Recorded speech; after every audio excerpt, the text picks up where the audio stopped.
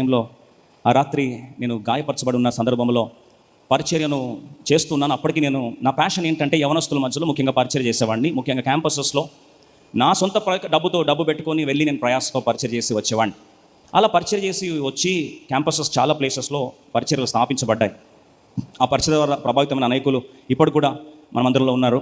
వారిని బట్టి దేవుని ఆరాధిస్తున్నాను.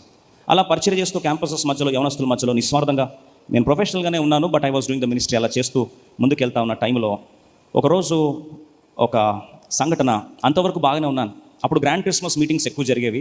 సువార్తలు యవనస్తుల మధ్యలో అనేకులు స్పందించేవారు, వందలాది మందిగా స్పందించేవారు వీబీఎస్లలో.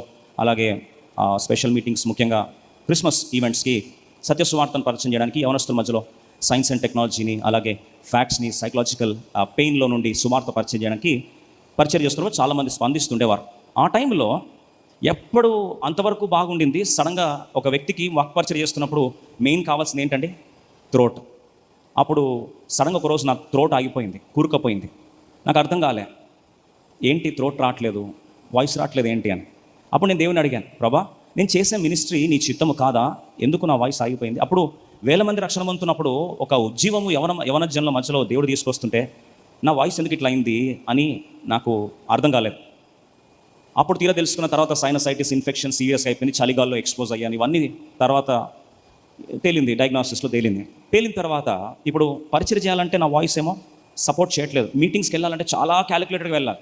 పాటలు ఒక మీటింగ్లో మెసేజ్ చెప్పాలన్నా, పాటలు పాడాలన్నా థ్రోట్ చాలా పెయిన్ వచ్చేది, కష్టమయ్యేది. ఇప్పుడు ఏం చేయాలో, ఒకవైపు శరీరం మీద కూడా దాడి జరుగుతుంది. చూడండి, అటాక్ స్టెప్ బై స్టెప్ వెళ్తూ ఉంది. ఫస్ట్ సంఘం మీద దాడి, తర్వాత కుటుంబం మీద దాడి, తర్వాత వ్యక్తిగతంగా నా మీద దాడి.